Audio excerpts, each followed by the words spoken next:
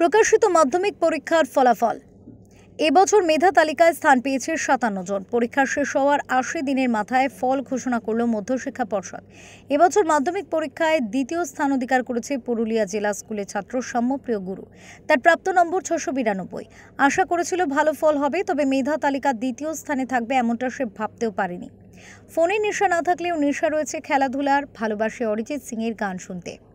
না, মানে আমি আশা করেছিলাম যে র্যাঙ্ক হবে, কিন্তু এত ভালো হবে সেটা আমি ক্রিকেট খেলি, চেস খেলি, আর মানে আমার আরেকটা নেশা আছে গান শোনা, খুব গান শোনা। জীবনের প্রথম পরীক্ষা, প্রস্তুতিও ছিল জোরদার। দিনে ৪ থেকে ৫ ঘন্টা পড়তো সাম্য। পরীক্ষা যখন দোরগোড়ায় তখন রাত জেগেও পড়তো। নর্মাল টাইমে হয়তো ৪-৫ ঘন্টা পড়তাম, আর তারপরে যখন মানে শেষের দিকে হয়তো রাত জেগে পড়ে নিতাম। মানে এমনিতে পড়া বেশি থাকতো না, বেশি তো যতটা থাকতো ততটা রাত জেগে পড়ে নিতাম।